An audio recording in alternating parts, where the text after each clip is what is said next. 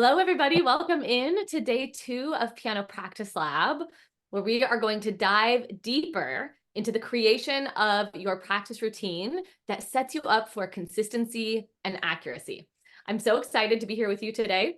I was just looking in the Facebook group, reading through all of the accountability posts, and it's really great to see names popping up on the screen that I recognize from the accountability posts and from those of you that have emailed and asked questions and things like that. So I'm really, really happy to be here. Say hello in the chat. If you're watching the replay, go ahead and comment below the video and just say hello. Let me know that you're here and that you're watching. We are going to do a little review of what we talked about yesterday, and then we're really going to dive into the creation of your practice routine. And we're going to talk about how to do that in a way that sets you up for success. Now, as I went through the accountability posts, I was so excited to read them because I could tell that a lot of you took away a lot of wonderful information. And some of the takeaways that I read over and over in the repeated themes that came up in most of your accountability posts were things like making sure you don't just sit down and play the piece over and over again. Because as we talked about yesterday, that's not the most effective way to practice. And it sounds like a lot of you have been doing that, which no fear. Most people do that, right? We all do that. We all do that at some points. And it's very common if you haven't really been taught how to create a practice routine or how to practice. That is kind of what it seems like practice is, right? Is just playing the piece over and over again. But we're going to learn more about that today and the rest of our time together. Another thing that I saw creeping up in the accountability posts over and over again was the idea of breaks and how important it is to take those breaks every 10 minutes. I saw a lot of people that commented that they were powering through and doing really long sessions without breaks. I even saw someone kind of make a joke like that they considered it a badge of honor when they could power through. And I used to be that way too, so I totally get that. Now, regarding breaks, I saw a lot of questions about how long the breaks should be, what you should be doing during those breaks. And so we are going to cover that today. I'll talk about that later when we get into the planning of your routine. So we'll circle back to that topic for sure, so you can get some clarity on what the breaks look like. And then I also saw a lot of comments about reactive practicing. And we'll touch a little bit more on reactive practicing and review that for those of you in case you missed that. But these were really great takeaways. I'm really proud of all of you. You did a fantastic job of focusing and taking notes and showing up in a way where you're really trying to make changes. And that is hugely, hugely admirable. So great work, everybody. That was really, really awesome. I am going to just check on the chat really quick, and then we're going to keep on going. Okay, awesome. Good. People are here. You can hear me. Great. It's always good to know. So as I said, we're going to dive deeper and look at your routine today. Okay. And I will actually later when we're talking about routines, I'll have you type in the chat what you're thinking. And I'll probably, even if we have time, I'll likely, use some examples from the chat. So we have some real life examples when it comes to the creating of the routines today. Now I want to review the idea of proactive and reactive practice because that's such an important concept, and it's going to be really helpful for you to have that front and center in your mind as we talk about your piano practice today. So yesterday, I shared with you about my past student named Jamie, who struggled so much with this idea of pre-planning, and he approached his practice in a reactive way. And I found this out when he would come to his lessons and he was making really random mistakes. And I knew he was practicing for many hours. I knew he was putting in the time, but it was really clear that something was breaking down with the way that he was practicing because those random mistakes kept creeping up whenever he would play for me. And so I asked him what he was doing during his piano practice. And he described that he would play through the pieces and then he would keep mental track of where the mistakes happened. And then once he was done, he would try to go back and fix those mistakes that he had made. And on the surface, that sounds like a great way to approach practice, right? And I know yesterday a lot of you chatted like, oh, that sounds really familiar. That's what I do during my practice. But what he was doing in this situation was a reactive way of practicing. He was waiting for all of these little fires to be set. And then he would spend his practice time trying to put out the fires. And it's reacting right, to the mistakes that already happened in the past. And it doesn't work as well as being proactive. And being proactive is where you look to where you're going. You look at, what's the next milestone I need to hit and how do I get there? And how do I approach my practice from a thought out way where I know perhaps where the more challenging spots are going to be, and I can try to prevent the fires before they even happen. Okay. And so when you pre-plan, you have less fires to put out. It's not perfect. You will still make mistakes, but there will be less mistakes because you're working with a solid foundation, like we talked about. And when you know like what the next milestones are that you need to hit with that confidence roadmap, you can always be proactive because you always know where you're going. And so you're not getting stuck in that cycle of putting out the fires like Jamie was. Now, we talked about the benefits of pre-planning yesterday, and I'm going to do a quick recap and I'm going to share a couple more with you as we dive in today because it's so helpful. So yesterday we touched a little bit on how pre-planning your routine can really enhance your focus and your concentration. And this is because when you put the time and the thought into pre-planning, it allows you to be very specific about your goals and objectives for every single practice session. And we actually talked about how it's not just your practice session, it's actually like every 10-minute chunk. And this brings a level of clarity where you know exactly where you're directing your attention. And it's so much easier to stay focused on those areas where you are directing your attention. So it reduces distractions and it really increases your overall confidence and concentration during your practice, right? Because you know exactly what you're doing, you know where you're going. It helps you with time management. This one sounds really obvious, but I like to hit on it again because while it sounds like it's going to be very rigid, it actually allows you to be more flexible because once you start paying attention to how much time you're spending on things, you really start to become aware of how long it takes you to accomplish things. And so not only in the beginning does it allow you to manage your time better because you're paying attention to what you're doing during the time, but as you do that consistently, you get really good at saying, okay, if I need to fix, the rhythm in this measure, I know it's going to take me about 10 minutes. If I need to fix this section where my technique isn't right, I know it's going to take me about 30 minutes. And you get really good at estimating how long it's going to take you to solve problems, which is awesome. It also can increase your motivation and your commitment because when you have the roadmap that helps you plan out what you aim to achieve in every practice session, it boosts your motivation. You don't feel as lost. You have more of a sense of where you're going, and it's easier to make commitments when you can kind of like mentally prepare for things, right? Now, the things that we haven't talked about yet and that are a little bit less obvious are two benefits of pre-planning that I love to touch on. So one of the areas that pre-planning can really help that we haven't discussed yet is with your memory. Okay. And if you've seen some videos that I've done on memory, or if you're in Casual to Confident, then you've heard me talk on this before. And if not, that's okay. I would highly suggest, I have a recent video on the YouTube channel that's all about how to memorize music. And cognitive science, there's been a lot of studies done that suggest that when you space repetition, like in a deliberate way, so for example, you're practicing something for 10 minutes and then 10 minutes again later that day, and then 10 minutes again the next day, it really helps things get to the deeper layers of your memory. We talked about it a little bit yesterday. Your muscle memory is the first type of memory to come about when you're learning how to play a piece, and it's so necessary and so wonderful. But in order to really be able to play with confident musical expression, you have to practice in ways that help you get the notes deeper into your brain, right? Because being able to play with freedom and fluidity is really all about being able to recall information and give your hands directions about how to play, where they need to be, when they need to be there. And the smoother and the faster that you can do that, the better you're going to sound. And so anything that you can do in your practice to help boost your memory or to help get the music and the notes into those deeper layers of memory is going to be very helpful in you reaching that ultimate goal. So actually planning your practice and chunking it out in little 10-minute sections and allowing yourself to repeat things in those 10-minute sections over the course of days and weeks and months will help you get things deeper into your memory. I just think that's super cool. The other thing that it helps you do when you pre-plan your practice is it actually helps you reduce stress and it helps you manage anxiety a little bit. And depending on what practice and performing is like for you, this might ring true for different people here. But when you go to sit at the piano, if you ever have feelings of being like a little bit overwhelmed or a little bit lacking in motivation, oftentimes it's just because your brain doesn't know what to expect. There's a lot that can happen during your piano practice, as I know you all know. Like, you can have a really great session and you feel amazing. You can have a really awful session that feels really discouraging.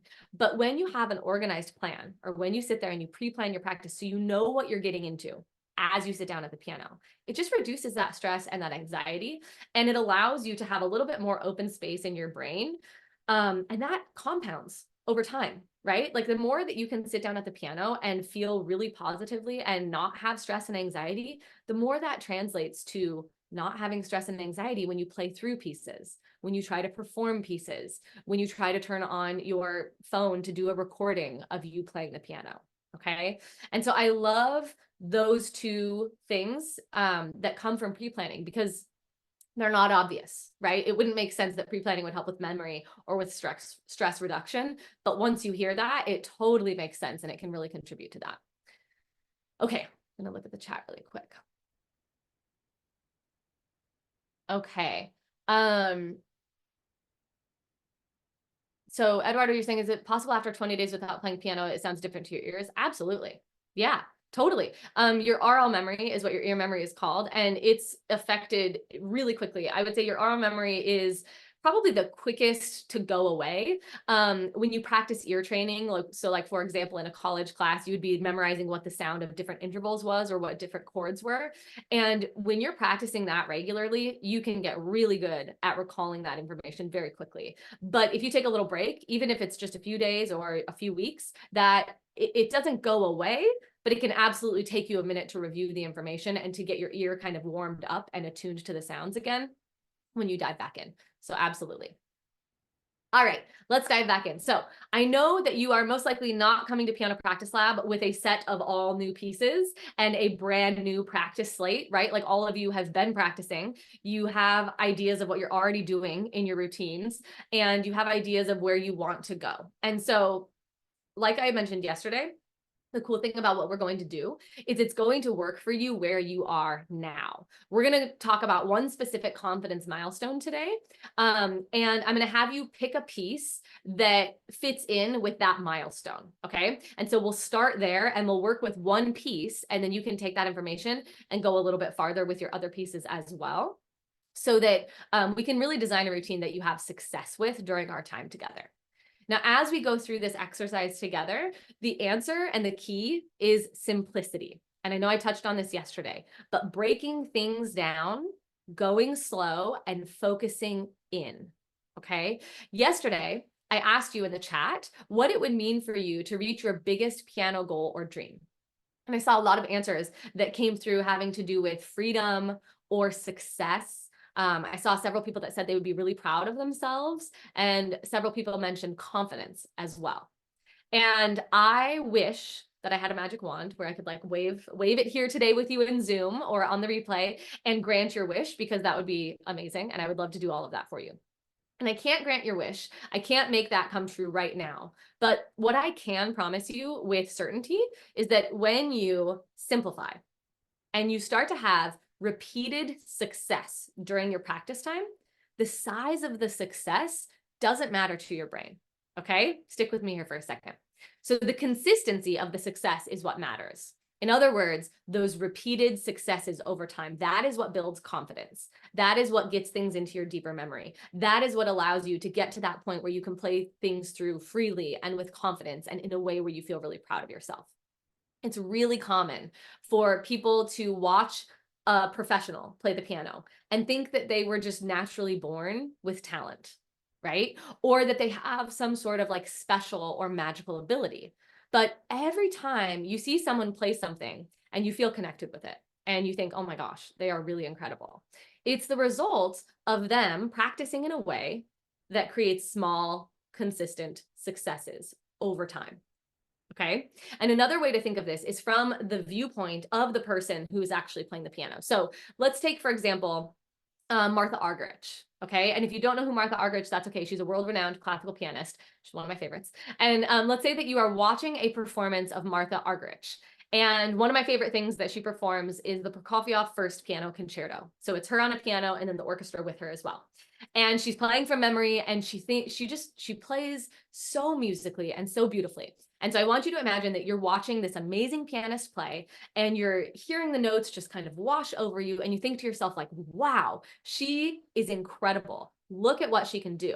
And while you are kind of there in awe of her abilities, you're not necessarily thinking about like every tiny step that she had to take to get there, right? Perhaps she had to wake up really early in the mornings before her family to make sure that she could get her practice time and prioritize her practice every single day. Or we're not really thinking about like all of the time that she spent as a professional writing in the fingerings that she would use to ensure that she could practice consistently, or the time that she spent drilling all of those trouble spots that she couldn't get to sound just right.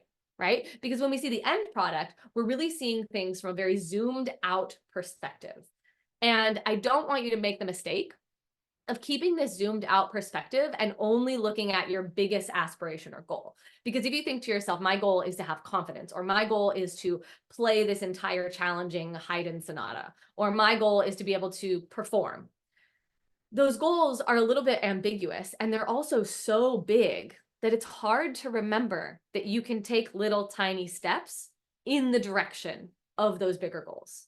Okay. And that is what today is all about. The little tiny steps that we're going to craft for you to get you to that larger goal.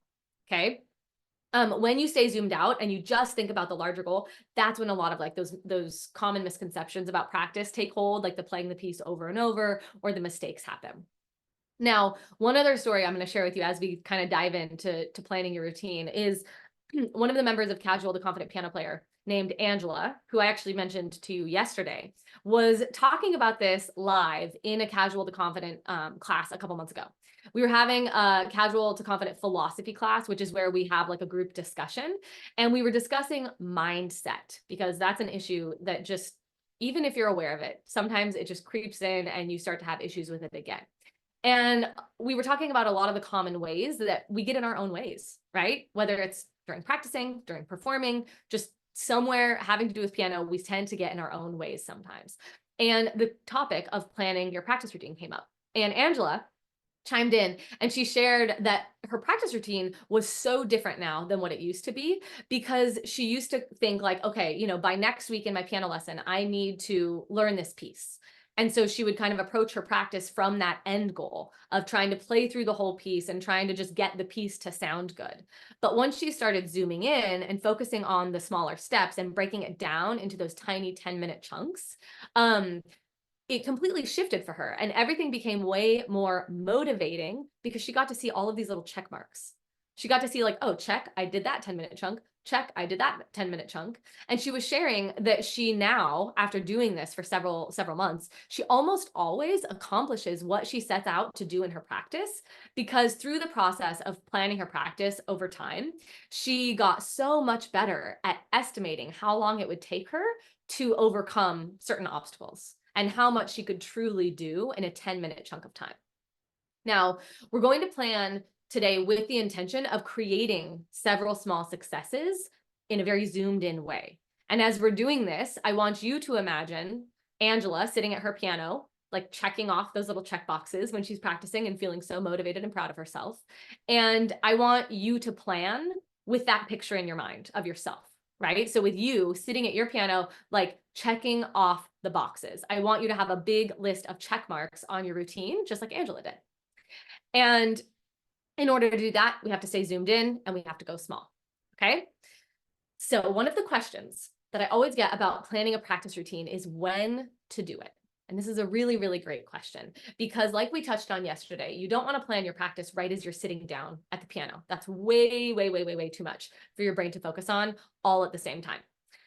Planning your practice and actually executing your practice are two separate skills. Planning your practice engages like the executive functions of the brain that are responsible for like decision making and planning and goal setting, right? And so that's like a skill set over here.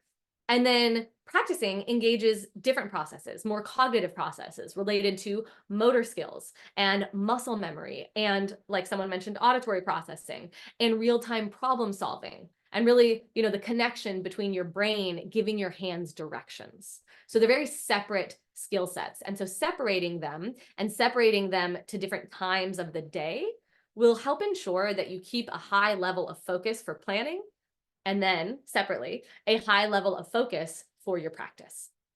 So I gave you the analogy yesterday of going on a trip and just walking out your door and heading to South Africa, right? And the chances of you actually making it there, if you didn't plan anything, are pretty low. Whereas if you would have spent some time online, gathered your things, packed a bag, ensure you have your passport, make sure you have a visa if that's required, all of those things with some preparation, your success chances go up much higher, okay? So when to plan your practice routine, I like to do one session at the beginning of the week, okay? And when you plan at the beginning of the week, so let's say if you consider the week to start on Monday, then maybe sometime on Saturday or Sunday, you would sit down, give yourself 5-10 minutes. It doesn't have to take a super long time. And you're going to make a rough sketch of what the week is going to look like. And when you plan at the beginning of the week, you're doing it from a little bit more of a zoomed out perspective. So you're asking yourself questions like, what are the things I'm working on? Are there any timelines at play? So for example, if you're doing an exam, is there a certain piece that needs to be done by a certain date for the exam versus something else that you're practicing that doesn't have a timeline on it? Okay. So it's more of this zoomed out practice where you're going to kind of sketch out okay, I know I have, excuse me, 30 minutes to practice each day. Oh, but Wednesday I have a doctor's appointment, so I can't practice that day. It's a high level planning. Okay. You're getting an overview of what it looks like. You might start to say, okay, if I have 30 minutes each day, that means I'm going to have about 27 minutes of actual practice time. And here's what I know I want to address. And you can start to think about that, but it's high level. And then where you're going to do more of the piano practice is when you are done with your piano practice. So after Monday, you will sit down for 5 or 10 minutes and plan out what you're going to do on Tuesday. Okay, so you're doing a weekly check-in and then also a little bit of daily planning as well. And I like this method because it allows you to proactively plan a week ahead, taking into account those larger goals and where you're going. But it also allows you to take into account how things go in your piano practice. Because especially in the beginning, when you first get started with this, you're not always going to be spot on with how much you can accomplish in 10 minutes, okay? Sometimes you'll think something's going to take you 10 minutes and you'll realize it's actually going to take you 40. Or sometimes you'll think something's going to take you 10 minutes and you finish it in 3 minutes and then you have a lot of extra time, right? That's the better option. But you're not going to nail it immediately. And that skill will develop over the course of a couple of days and a couple of weeks. So let's go ahead and we're going to get started with your planning. We're going to do a little bit of this zoomed out planning, and then we are going to actually zoom in and talk more specifically about one piece and what it might look like for you to practice that on a daily basis for the next week. So go ahead. I'm going to give you a second to grab a pen and either a notebook, or you can do this in the Piano Practice Lab workbook if you got that. It doesn't matter. You can do it in the notes app on your phone. Just grab something that you can write with where you can jot down some notes. And I'm going to start asking you a couple of questions and we'll start taking some notes here in just a minute. But I'll give you a second to gather your things.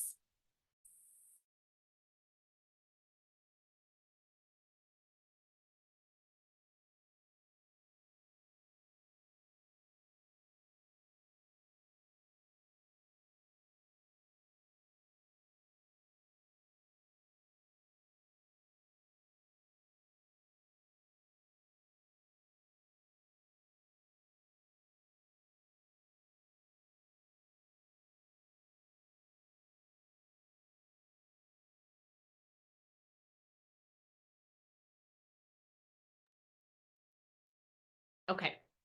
So if you have something to write with, I'm going to ask you some more open-ended questions, and I'll give you time to jot them down in between me asking the questions. So I want you to do a little rough sketch of the next week. You can either finish out this week, or if you want to say today is Tuesday until next Tuesday, that's totally fine. But I want you to generally write down what days, for the most part, can you commit to practicing, where you have that time in your schedule to practice. Go ahead and jot down the days that you usually practice.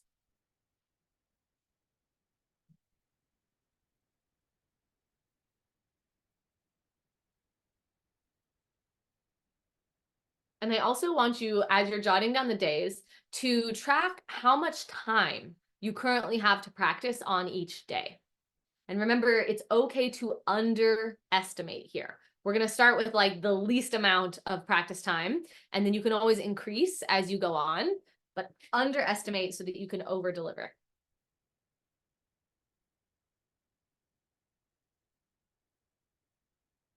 Now, if you want to type in the chat, go ahead. I would love to see if you're already done or if you're getting close to being done and you want to go ahead and share with the group. I'd love to read a few if you want to type them in there, but I'll give you another couple minutes.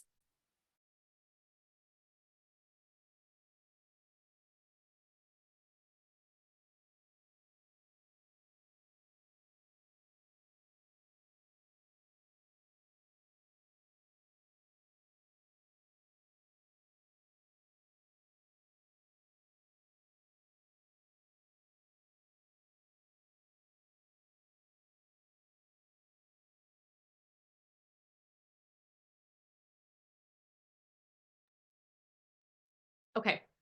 These are awesome answers. So some people have a lot of practice time, like 3 hours, an hour and a half. Some people are doing more like 30 minutes. All of these are great answers. Like we talked about yesterday, it doesn't matter how much you're practicing, right? The quantity is so much less important than the quality. Okay. So any answer is a great answer.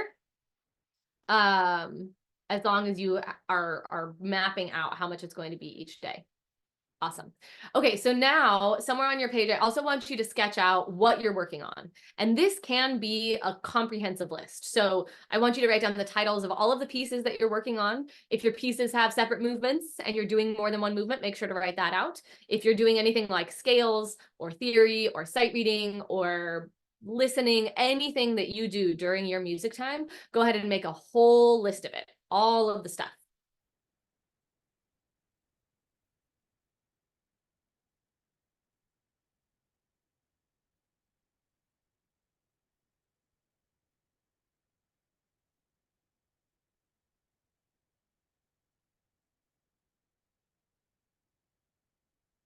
And as you get that list written down, you're welcome to share it in the chat.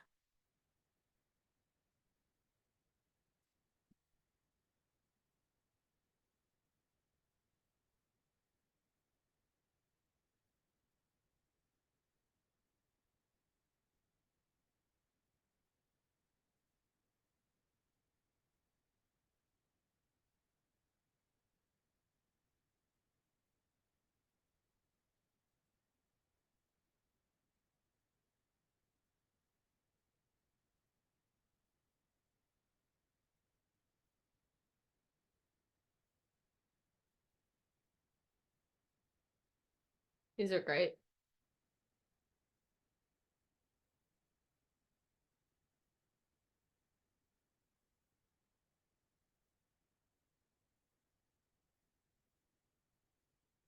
Okay, awesome.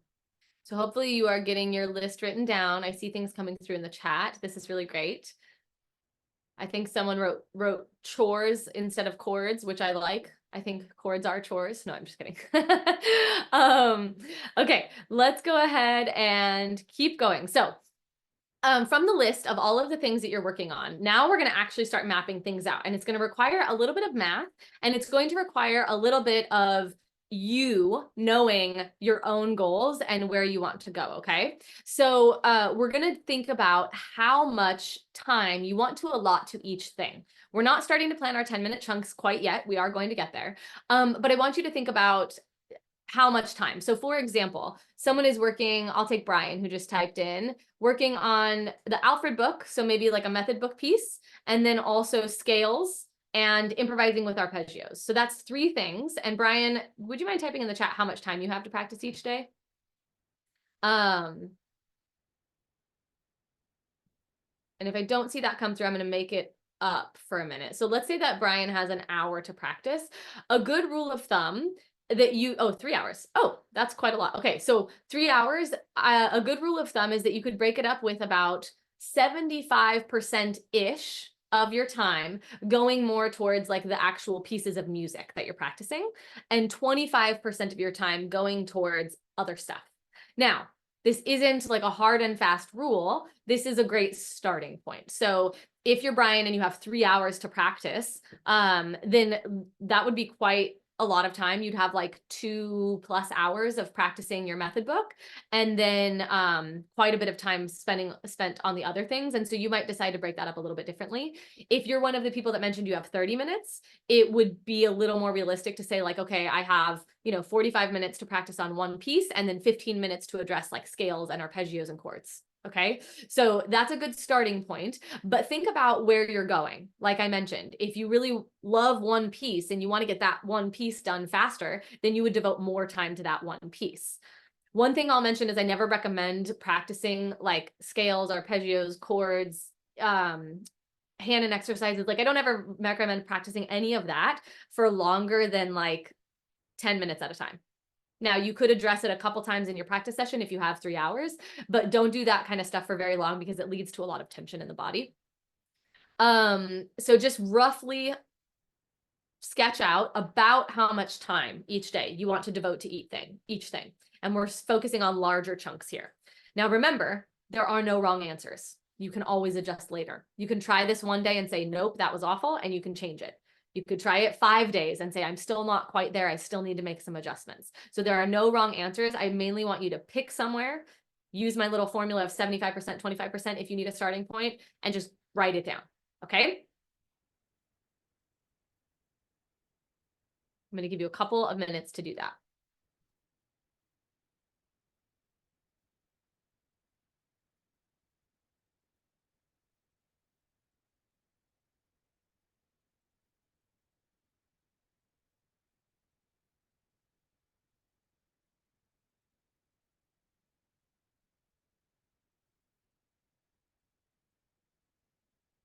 Now, I do want to address the topic of breaks here, because as you are roughly sketching out how much time you're going to give to each thing each day, one thing to account for is your break time. So if you're practicing for an hour, that we are going to soon split that up into little 10-minute chunks, which would be 6 10-minute chunks, right? And I recommend taking about a 1-minute break for every 10 minutes of practice. That's a great starting point. Again, it's not like a set in stone rule, but it's a great starting point to see what works for you. And so if you're going to take a 1-minute break for 6 10-minute chunks, that means that your hour of practice time is actually only 54 minutes of practice time. Okay. And so when you're thinking about these chunks of time, just make sure that you're accounting for the breaks.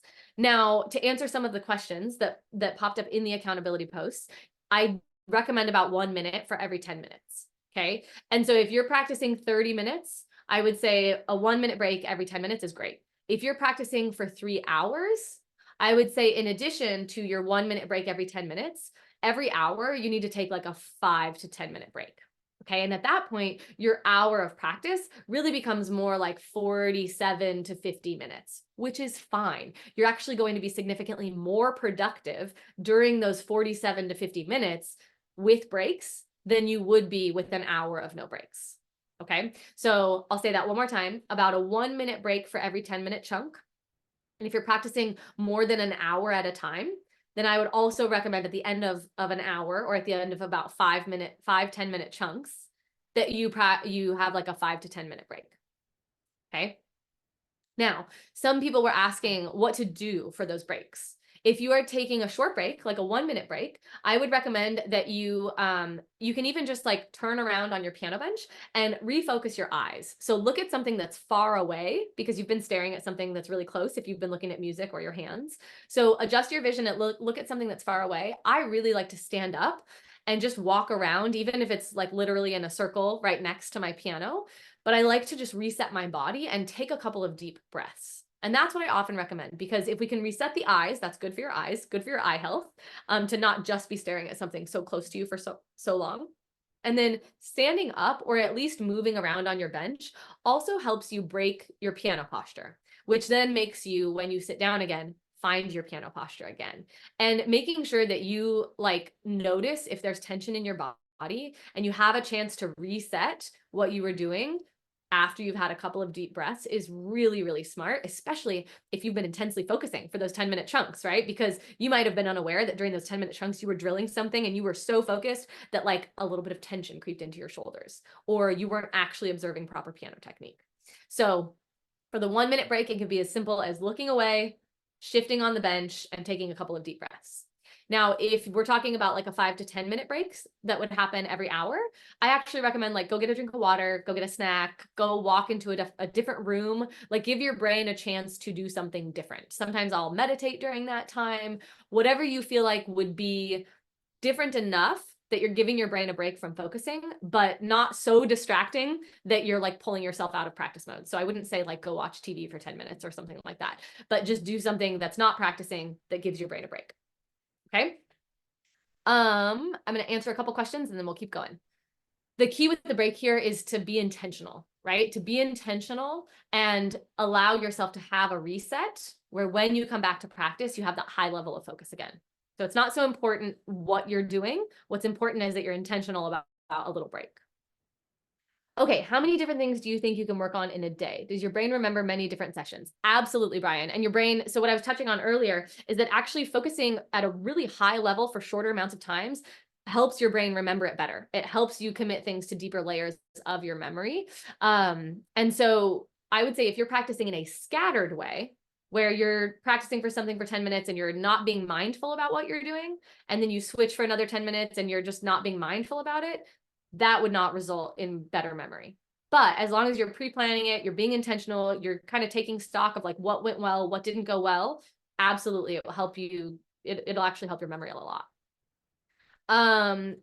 Someone asked if you can really learn anything in 5 minutes, or do you need to work on fewer things or alternate days to spend more time on something? So this is where the specifications of you come in handy. And most of you in here are not like preparing for a university audition or something like that. And if there's an external timeline where you're preparing for a performance or an exam, that is a little, you do have to check in with yourself and say, okay, is this realistic? Can I actually accomplish this in this amount of time? But if you're playing for fun and you're playing for yourself and you're okay with working on a piece over the course of months or perhaps even a year, then I would say 10-minute chunks will get you there, and it actually will get you there a lot faster. But yes, it might take some time. So to answer your question would depend a little bit more on your specific situation. But alternating days is a great option. Let's say you have an hour of practice each day, but you have like 5 pieces that you want to work on. I would say you have like an A routine and a B routine, and Monday you do the A, Tuesday you do the B, Wednesday you do the A, Thursday you do the B. That takes like a higher level of organization and keeping track of what you're doing, but it is possible depending on your level. Okay, looks like I got the questions.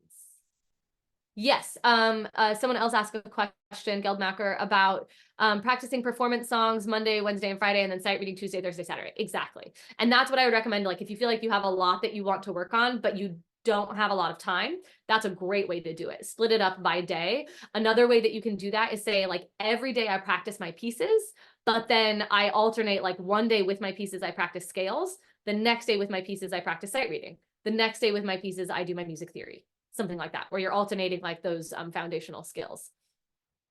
Okay. Last question, and then we'll get back to it. Another technique that I use. Christy, that does make sense. Yeah, learning measure by measure is a great way to do it. And it will help you keep less tension in the body. And we'll touch more on that tomorrow when we talk about the revolutionary practice methods. But yeah, minimizing tension is always a goal. We don't ever want tension to creep in. Okay, cool. So let's see. Let me get back on track here. So we talked about breaks. We talked about how long the breaks are to make them effective and what you do during those break times. So now let's get more specific. And this is where we're really going to start to zoom in. So I'm going to give you confidence milestone number 3. And the way that this is going to work is I want you to pick a piece where you have not achieved this confidence milestone that I'm going to describe to you. Okay. So confidence milestone number 3 from the roadmap is being able to play your entire piece hands together. So both hands at the same time. And the notes, the fingering, and the rhythm are 98% accurate 98% of the time. Okay. And that might sound like a tall order because there's a lot in there, right? So being able to play it hands together, that's one thing. And if you can play it hands together with the correct notes accurately, 98% of the time. The correct fingering, meaning you have the fingering written in your piece and you actually know which fingers you're supposed to use. You're not making it up on the fly. And then the one that oftentimes will get people, if they have the notes and the fingering, is the rhythm. So you know that you can like count this piece out loud while you play it, and that all of the rhythm is correct, and that you have a good understanding of what the rhythm is. So do not panic if you're like, well, none of my pieces are there. That's okay. Pick one piece where you have not accomplished that. Okay, so one of the pieces that you wrote down, pick one. Now, I'm going to give you a little bit more of an example of what this would look like. So if you have not reached confidence milestone number 3, it might look like you can play most of your piece, but there's like that one darn section that keeps tripping you up every time. Okay, if that sounds true to you, you have not reached confidence milestone number 3. Another instance of not being at confidence milestone number 3 would be that you have sections of the piece where you're not totally sure what fingers you're using, but each time you get there, sometimes it happens correctly and sometimes it doesn't, but you just kind of like cross your fingers and hope that it goes okay. Okay, that would indicate that you are not at confidence milestone number 3. Another indication of not being at confidence milestone number 3 would be that you've never counted out loud your piece. Okay, so if you've never actually like counted 1 and 2 and 3 and 4 and while you've played through your piece, then you're not at confidence milestone number 3. Confidence milestone number 3 does not include memorization, and it doesn't include like anything beyond this. So it doesn't include pedaling, it doesn't include dynamics, it doesn't include anything. It just includes notes, fingering, rhythm with accuracy consistently. Okay, and so that's why I described like, if sometimes you play it accurate, but like also sometimes you don't, then you haven't reached confidence milestone number 3. So go ahead and pick your piece. If you want to type it in the chat, that would be great. And write it down, you know, because we're going to start planning this out. So I want you to think about some questions. So first of all, once you have your piece, think about how much time you allotted to it. So whether it was 20 minutes or an hour, you now break that into your 10-minute chunks. And I'm going to ask you a couple of open-ended questions to get your brain working in the direction, because this isn't the last day of Piano Practice Lab. So we're not finished with this today. We're going to learn a lot of revolutionary practice methods tomorrow that we're actually going to use to fill in how you're going to practice. But right now, I want you to think about what specifically is in the way of you reaching that milestone and write it down. So maybe you know exactly which measures it is that you can never play correctly. Write it down. Maybe it's that you are awful at counting out loud and you've never addressed rhythm before and you know you can't do that. Write it down. Awesome. I see all the pieces coming through in the chat. This is really great. Okay, now once you've written down some things that you know immediately are in the way of reaching that milestone, I want you to start thinking about what would need to be true in order for you to reach the milestone. And you can share these things in the chat, especially if you feel like you need help. But go ahead and think about like what would need to be true. So if you can't play measures 11 and 12 without hitting a lot of wrong notes, what would need to be true is that you would have to get much better at playing measures 11 and 12, right? If you can't count any part of the piece out loud, what would need to be true is that you would probably need to teach yourself how to count the piece out loud, and you would need to take a deeper dive into the rhythm. If you don't know the fingering in a certain section and you just cross your fingers and hope that everything works out, then you would likely need to spend some of your 10-minute chunks looking at the fingering, writing in the fingering, starting to really become conscious about what fingers you're using there. Okay, awesome. So I see people would need to address fingering, use the metronome, meticulous practice. Yes. Do you need to be able to work with a metronome? Donnell, yes, yes. And we'll talk more about that tomorrow, but yes, ideally. And it's, okay, Aurora just said I can only play it at half speed. That's fine. With confidence milestone number 3, there's actually nothing to do with tempo either. So if you can put it down at half tempo and you can accomplish all of this at half tempo, that's great. Okay, it doesn't matter. And in fact, what we'll touch on tomorrow is that you will likely need to slow it down in order to reach confidence milestone 3 with true confidence. You'll have to slow it down likely. So what is in the way of you reaching the milestone? What would need to be true in order for you to reach the milestone? Now you can kind of start thinking about what your 10-minute chunks might look like. You might start thinking, okay, you know, if I have 30 minutes to practice on this piece and I know that these 2 measures are giving me trouble, maybe one of my 10-minute chunks is spent on one measure, and maybe my next 10-minute chunk is spent on the second measure, and maybe my 3rd-minute chunk is spent putting those 2 measures together.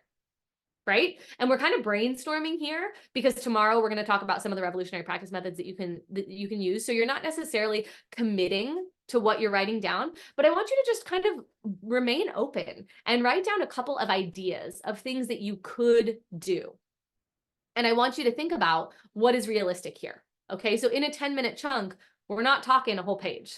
We might not even be talking half a page. We might be talking, like the example I just gave, like 1 measure, 2 measures, depending on where you are, maybe a phrase, but we're really breaking things down. And we're trying to be really realistic with underestimating and over delivering. Okay. And like I mentioned, once you get better at, or once you do this over and over, you get a lot better at those estimating skills. Now, members inside Casual to Confident program, we dive into this together and we go through practice routines together, and I give them like exact ideas on how to break things up for their specific situations, keeping in mind what their goals are and also the milestones they have to hit on the roadmap. But this is where right now we're going to be a little more free, and tomorrow you're going to get some more information on this. I want you to think about Angela and her check marks and her list of accomplishments and how motivating that was for her and how great it was to be able to say at the end of 10 minutes, I did it. Okay, that is the goal, that you can accomplish what you set out to do in the 10 minutes. So if you're practicing for 30 minutes a day, like I said, we're not doing a page, we're not doing 4 pages during that time. We want quality and consistent successes, not quantity. Okay. Now, one of the things that Angela also shared in this class that I was talking about earlier today was that now that she has been doing, you know, her planning practice for months and months, it now takes her half the amount of time to accomplish what it used to take her double the amount of time. So like she used to have a piece assigned to her by her teacher, and it would take her the entire week to learn that piece from her method book. But now she learns it in about half of the week, and then she has that buffer time. And the reason is because today you're not going to feel perfect at this, right? It might still feel a little fuzzy. It might still feel a little bit unclear. But the more you do it, you don't only get more time, like your time management skills go up in being able to plan your practice. You also get better at learning. And that's what we're going to talk about tomorrow. When you use the revolutionary practice methods that truly get things into your muscle memory so much faster and so much deeper, then also it takes you less time to accomplish things. Okay. And so not only are we addressing how much time we're pre-planning, you're also going to get that tomorrow where I teach you how to practice in a way where you can accomplish more in less time. And so it's going to feel like those 10-minute chunks are going much farther than if you were to just spend 10 minutes like playing something over and over and over again. So part of Angela's success of being able to accomplish in half the time what used to take her more time, part of it is her planning, but also part of it is those revolutionary practice methods. So I want you to think back to yesterday when I gave you the analogy of the peanut butter and jelly sandwich. This is what we're going to dive into tomorrow. And this is what I want to wrap up today with, so that you, as I know a lot of you are like really excited about this and really ready to dive in, and you're go-getters. And so I know you're going to think a lot about this. And so I want you to remember that peanut butter and jelly sandwich analogy that I gave you, where if you were to make a peanut butter and jelly sandwich, and you got everything out of the fridge, you made your sandwich, you put everything back in the fridge. After you do that for many days, you don't have to think about it anymore. You could probably talk on the phone and still successfully make a peanut butter and jelly sandwich. You could probably watch TV and still successfully make a peanut butter and jelly sandwich.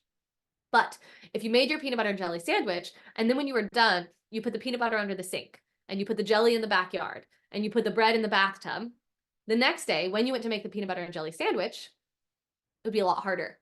Your brain would have to search really deeply for where all the stuff was. There would be a large barrier before you could even make the sandwich. You would have to remember where everything was. And that's how your piano practice is. So as you think about these 10-minute chunks, think about that consistency. We want to be able to play things accurately, and we want to be able to do those small repeated successes. So in 10 minutes, if you're saying your goal is 1 measure, the goal is by the end of those 10 minutes that your measure is accurate 9 out of 10 times. And we'll talk more about that tomorrow. Okay. type in the chat planning if this is all making sense and if you're on board and if you're ready to go and you're so excited to practice or to plan out your practice routine. Okay, cool. Now, like I said before, I can't promise that you'll be able to make like this amount of progress in 10 minutes. I'm not going to promise you that you can learn the Moonlight Sonata in 10 minutes, but I can promise you that if you actively work towards confidence milestone number 3 today, so you think about how those 10-minute chunks might look, and then you come tomorrow and you learn about the revolutionary practice methods that you can use to fill these 10-minute chunks, you are going to completely transform the way that you sound and the way that you practice. We talked about that yesterday. The way that you practice is the way that you sound, right? And when you transform the way you practice, you will transform the way that you sound. So tomorrow we're going to dive deeper. We'll talk about those methods that you're going to use for those 10-minute chunks, and you're not going to want to miss it because it's really hard to know what to do during a 10-minute chunk of time without those revolutionary practice methods. So make sure that you either come live tomorrow or you watch the replay. And you do have an accountability post for today as well. I want you to do your reflection page for day 2 in the workbook. And if you don't have that, maybe Maria can drop it in the chat again. And then share your biggest takeaway. And you can even share your reflection page if you'd like to in the Facebook group. And I want you to also share with us a little bit about like what your rough sketch is of how you're going to start working towards confidence milestone number 3, knowing that tomorrow you're going to get a lot more information. And so that sketch is going to become a lot more filled out. It will likely change tomorrow, but you can start thinking about it. Okay. And then, oh, I feel like there was one other thing. Reflection, accountability post. Okay. I guess that was everything. We do have a couple minutes. So if anybody has questions, we have a couple minutes to go over those. And if not, then we'll just sign off a little bit early. Okay, confidence milestone number 1 and 2 encompass the things leading up to milestone number 3. So with number 1, we're talking about getting just the rhythm. Okay, milestone number 2 is getting the fingering and notes. Or excuse me, the fingering, and then milestone number 3 is the notes. And so that's why in my description of confidence milestone number 3, I said your rhythm has to be accurate, your fingering has to be planned out, and your notes have to be accurate. Because it wouldn't be until you get all 3 of those things really accurate that you truly pass confidence milestone number 3. And in the confidence roadmap, what's cool is that it breaks down that path of like what you do first, what you do next, what you do after that, and what you do after that.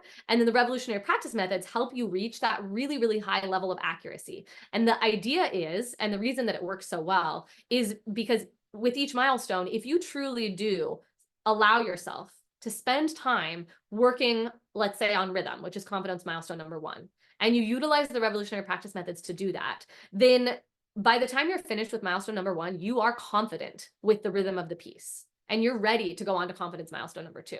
And it's a great systematic way to learn things because it makes everything approachable and it makes everything get into those deeper layers of your memory so that your brain can tell your hands what to do faster and smoother. Okay. Someone is asking, I know I'm good at piano, but I don't know what song to choose next. You're doing minuet in G, but you're done with it. What else could you do? That's okay. So repertoire recommendations are tricky because I'm not sure what your goals are. Gabriel, so if you want to do a post in the Facebook group, that would be helpful. But some good pieces after minuet in G would be like a Kulau sonatina or Clementi sonatina would be a great option to go to next. Depending on what your goals are, you could also look at doing perhaps like a little piece from Tchaikovsky's album for the young or Schumann's album for the young. Those would be some great next options that would be a good jump in difficulty, but would still give you a lot to learn with like technique and stuff like that. And without being like too high of a jump. I can tell I haven't taken enough breaks. I have found I get stuck in a rut. I switch to different music. Yes. Yeah, that totally makes sense. That's exactly why the 10-minute chunks works. And actually, like I will often recommend that you do a 10-minute chunk of one piece and then switch to a different piece because it really does force your brain to refocus at a very high level when you're not just saying 10-minute chunk number 1, I'm focusing on the first measure and then I'm doing the same thing in 10-minute chunk number 2. That's okay. And there will be times when that's necessary, but it actually works even better if you can like switch your focus to something completely different, as long as you're doing it in an organized way. How to practice rhythm when the piece is swung?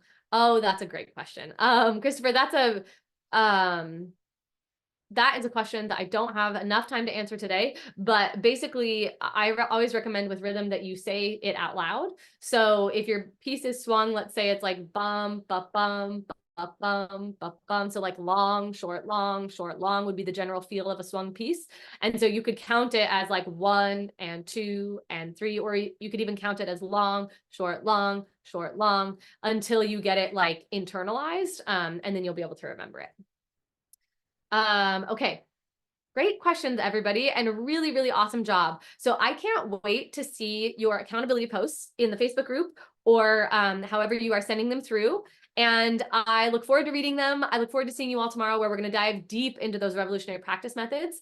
And I hope that you all have a really wonderful time with this exercise. Happy practicing. Let us know if any questions come up, and we will see you tomorrow. Great work, everybody. Happy practicing. Bye.